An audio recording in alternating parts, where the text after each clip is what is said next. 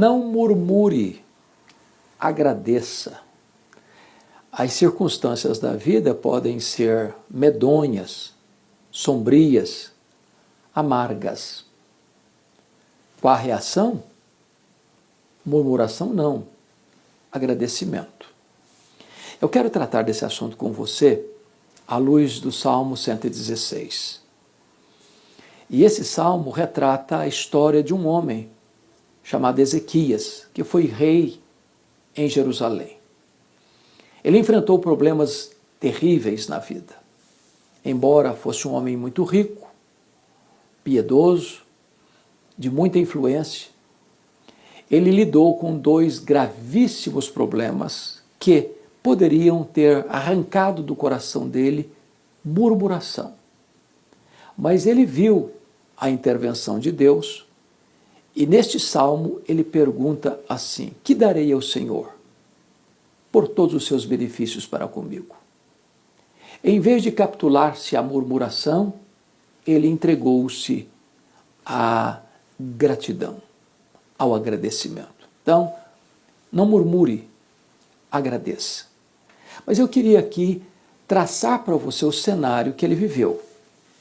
E nesse Salmo 116, que muitos estudiosos o atribuem ao rei Ezequias, ele vai contar para nós o que aconteceu. No verso de número 3, ele disse: laços de morte me cercaram, e angústias do inferno se apoderaram de mim. Caí em tribulação e tristeza. Veja você que ele está lidando com dois problemas, um externo e um interno. Um circunstancial, outro sentimental. O circunstancial é que foi no governo dele que as 10 tribos do norte, chamado Reino de Israel, cuja capital era Samaria, caiu nas mãos do poderoso Império Assírio. Esse mesmo império poderoso, guerreiro, expansionista, cercou a cidade de Jerusalém, a capital do Reino do Norte, onde Ezequias era o rei.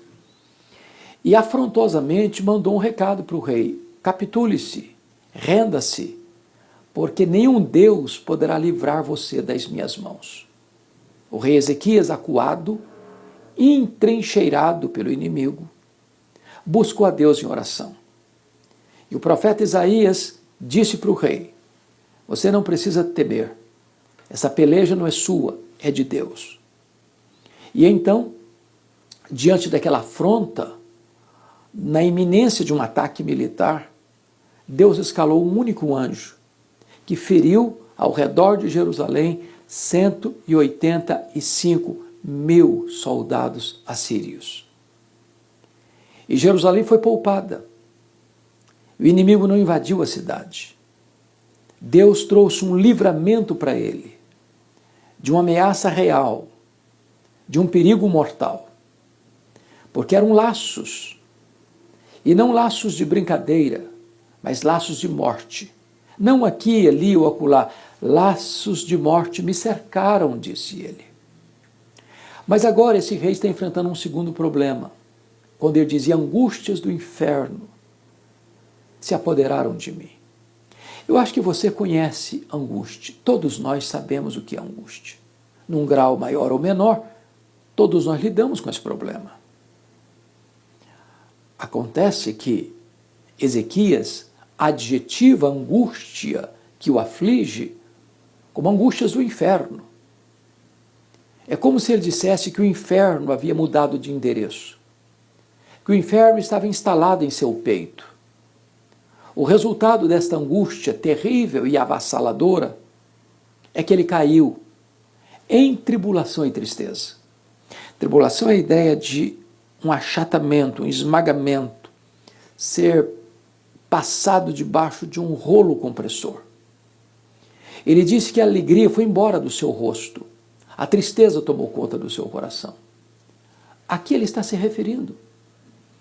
No mesmo período em que ele, aos 39 anos de idade, está lidando com a iminência de uma invasão militar, ele também enfrenta uma doença, uma enfermidade, uma úlcera, que não pôde ser tratada pela medicina do tempo, E a sentença para ele foi sentença de morte. O próprio Deus mandou o profeta Isaías ao seu palácio, dando-lhe um recado urgente, um ultimato. Põe em ordem a tua casa, porque morrerás e não viverás. Portanto, este homem que está lidando com a ameaça militar, e Deus deu o livramento, agora está lidando com a doença mortal. E ao receber esse recado, o rei Ezequias se volta para a parede, ora fervorosamente, chora copiosamente, e Deus responde rapidamente. O profeta Isaías não tinha saído da cidade ainda, quando Deus diz para ele, volta lá, e dize a Ezequias, príncipe do meu povo, que eu ouvi a sua oração, eu ouvi as suas lágrimas, vou curá-lo da sua doença, vou libertar Jerusalém do iminente ataque militar, e no terceiro dia ele subirá à casa de Deus e dará testemunho desse grande milagre. Aquela angústia do inferno, que era angústia de morte, fora retirada e ele foi poupado. Porque ele vai descrever no versículo 4 do Salmo 116, então eu invoquei o nome do Senhor. Porque ele não estava só caído, não, ele estava prostrado, conforme diz o versículo 6. Nocauteado. Ele estava completamente vencido pelo problema. Mas nessa hora aguda, grave, ele invoca o Senhor. Às vezes, quando o ser humano está no fundo do poço, só tem uma direção para olhar. É para cima, é para o alto, é para Deus. E quando ele invocou o nome do Senhor, ele descobriu algo maravilhoso, que diz assim, então eu invoquei o nome do Senhor, ó Senhor, livra minha alma, compassivo e justo é o Senhor. O Senhor veio pelo simples, eu estava prostrado e o Senhor me salvou. Ele descobriu em primeiro lugar que Deus se importava com ele, que Deus é compassivo, que Deus não está longe, distante, indiferente, que Deus é o Deus conosco, que Ele se importa com a nossa vida, que Ele diagnostica o nosso sofrimento, que Ele vê as nossas lágrimas, que Ele percebe a nossa dor. Ele é cheio de bondade, misericórdia, compaixão. Ele sofre conosco, Ele padece conosco. Mas Ele disse também que Deus é justo, porque às vezes você está passando por situações adversas, porque o inimigo terrível, injustamente, ataca você, fere você, persegue você. E Deus não é só compassivo, Ele é justo também, para livrar você das mãos do adversário, para tirar você desse cipoal circunstancial. E então, Ezequias está compreendendo que este Deus é o Deus que vem em nosso socorro nas horas mais difíceis da nossa vida. Mas este homem vai descrever, no versículo 8, os livramentos que Deus lhe deu. Ele diz, porque livraste da morte a minha alma, das lágrimas os meus olhos, da queda os meus pés. Há aqui 3 livramentos. O primeiro é um livramento espiritual, livraste da morte a minha alma. De todos os livramentos, o mais importante é este, é o livramento espiritual. Porque a nossa vida não se encerra com a morte. O nosso último endereço não é a sepultura. O homem foi criado por Deus e Deus colocou a eternidade no coração do homem. A vida dele, biológica, encerra-se com a morte, mas a vida prossegue, a vida continua. O homem terá que dar contas a Deus da sua vida. Diante dele está a eternidade. E ele disse que a maior e mais urgente libertação de que ele precisava era a libertação espiritual. Porque o que adianta você ter saúde, riqueza, prazeres, sucesso, fama, se você não está preparado para encontrar-se com Deus? Se você não tem a garantia da vida eterna? Então a maior necessidade do rei Ezequias não era de cura, nem mesmo de um livramento de um exército inimigo, mas da sua salvação. E Deus é o Deus que livra, e livra espiritualmente. Mas em segundo lugar, é um livramento emocional. Livraste das lágrimas os meus olhos. É claro que a vida não se desenrola num parque de diversões. A vida não está protegida numa estufa espiritual. Não estamos blindados neste mundo. Lidamos com perigos reais. Enfrentamos batalhas terríveis. Navegamos por mares revoltos. Atravessamos desertos tórridos. Caminhamos por estradas juncadas de espinhos. Os inimigos nos espreitam. Os nossos sentimentos nos atormentam. Vivemos dias difíceis, onde a dor lateja no nosso coração, onde as lágrimas quentes rolam pelo nosso rosto, e Deus é poderoso para enxugar nossas lágrimas. Das lágrimas livraste os meus olhos, diz ele. Deus estanca as lágrimas e Deus trabalha lá na causa que nos faz chorar. Deus é o Deus que traz livramento emocional. Mas em terceiro lugar, Ezequias diz que Deus traz também livramento moral, quando ele diz assim: da queda livraste os meus pés. Nenhum de nós é tão forte a ponto de caminhar seguro no bordão da autoconfiança. Somos frágeis, somos vulneráveis. Deus conhece a nossa estrutura e sabe que somos pó. Não podemos caminhar confiados em nós mesmos. Somos frágeis demais, impotentes demais, fragílimos, somos pó. Então, a não ser que Deus segure firme a nossa mão, nós não poderemos avançar. A não ser que Deus nos segure nos seus braços eternos, não poderemos ficar de pé. Nós não poderíamos vencer na vida, a não ser que Deus nos guie com a sua mão e com o seu conselho eterno. Ou seja, Paulo diz assim: aquele que pensa estar em pé, veja que não caia. A não ser que Deus segure a nossa mão, nós vamos resvalar os pés. O que nos segura de quedas vergonhosas, de pecados horríveis, de adversidades medonhas, é a mão poderosa de Deus nos guardando, nos protegendo e nos segurando. Deus protege espiritualmente, Deus protege emocionalmente, Deus protege moralmente. É o livramento grande que Deus deu ao rei Ezequias, que pode dar também a você. Mas, no versículo 7, esse texto nos apresenta um manual de psicologia cristã. Quando este homem, depois de receber tantos livramentos de Deus, ainda estava com a sua alma perturbada, inquieta, desassossegada.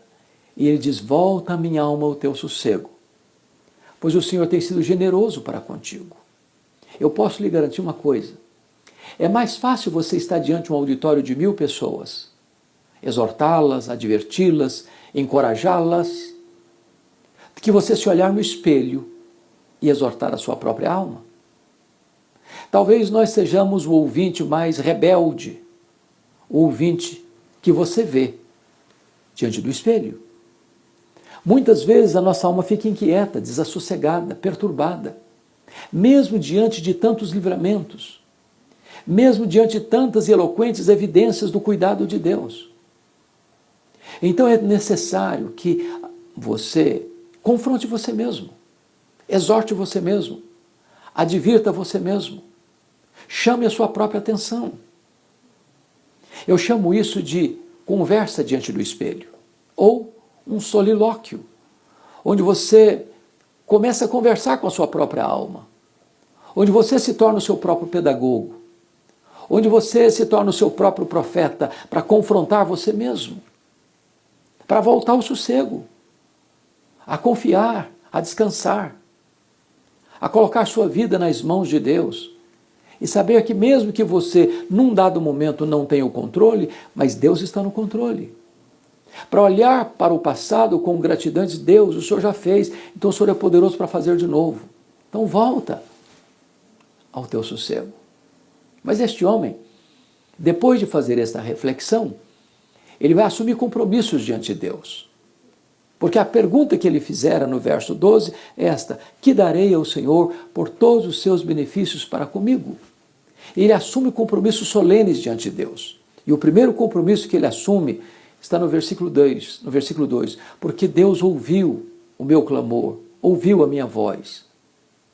Invocá-lo-ei enquanto eu viver. Ele faz uma aliança com Deus. Ele assume um compromisso diante de Deus. Não apenas no vapor da emoção, não apenas na circunstância imediata de um grande livramento, mas ele assume o compromisso de invocar a Deus enquanto ele viver. É para a vida toda. Ele faz este pacto com Deus, de andar com Deus, de viver na presença de Deus e para a glória de Deus. O segundo compromisso que ele faz está no versículo 9. Ele diz: eu andarei na presença do Senhor, na terra dos viventes. Não é andar na presença de Deus no domingo, na igreja, na comunhão dos santos.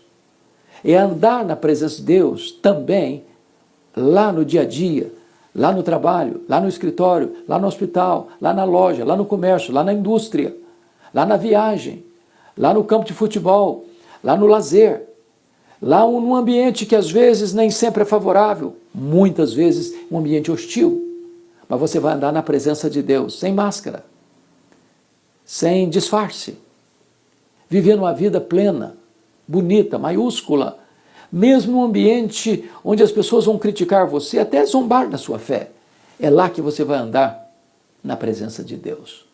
E finalmente, ele assume o compromisso, no versículo 1, de amar a Deus. Eu amo o Senhor, porque Ele ouve a minha voz e as minhas súplicas.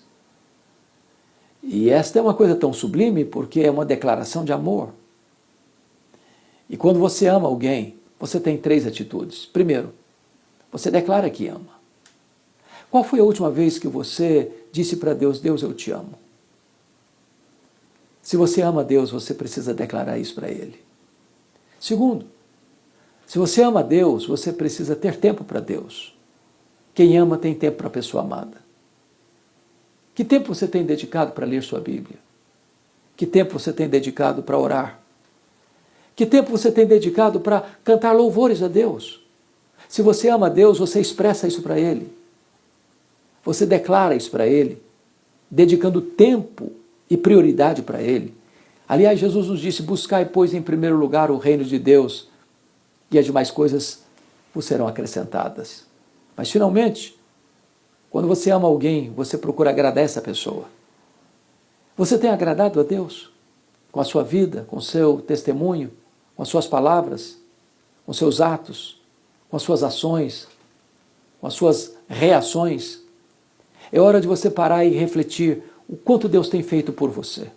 Quão bom tem sido Deus por você. Ele tem dado a você a vida, a saúde, o alimento, as vestes, o teto. Deus tem dado a você proteção. Deus tem dado a você prosperidade. Deus tem dado a você amigos. Deus tem dado a você família. Deus tem dado a você as bênçãos da sua graça comum e a bênção da sua graça especial, a salvação em Cristo Jesus. Que darei ao Senhor por todos os seus benefícios. E o Senhor disse: eu tomarei o cálice da salvação. Eu invocarei o nome do Senhor. E eu cumprirei os meus votos na presença de todo o seu povo. Não murmure, agradeça. Talvez você pense: mas o que é que eu vou agradecer? Eu tenho passado por tantas lutas, por tantas provas. Mas pare um pouquinho para fazer um inventário. Você está vivo.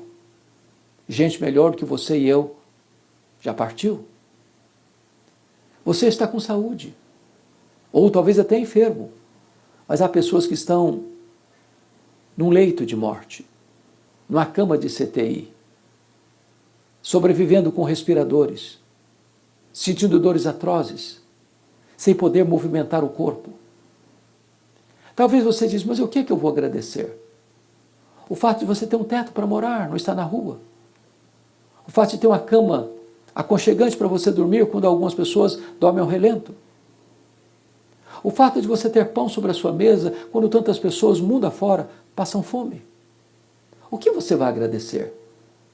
O fato de você ter um corpo que funciona, a mais incrível máquina que já foi feita, o corpo humano, o seu cérebro que funciona, o seu coração que bombeia sangue para o seu corpo, os seus pulmões que levam você a respirar sem precisar de um respirador mecânico, o fato de você ter rins que filtram o seu sangue e você não está numa máquina de hemodiálise, o fato de você ter pernas que andam quando você não está preso numa cadeira de rodas, o fato de você ter olhos que enxergam e você não está às escuras, o fato de você poder ouvir quando tantos não ouvem, o fato de você estar vivo quando todos, ou quando muitos, melhor dizendo, já perderam a vida. Ah, você tem tanto para agradecer. Não murmure, agradeça. E se você abrir os olhos para agradecer, você não poderá contar as bênçãos, são maiores que você pode enumerá-las. Tudo vem de Deus, tudo vem por meio de Deus, e tudo deve ser devolvido para Deus. Devolva para Deus este gesto de gratidão. Não murmure, agradeça.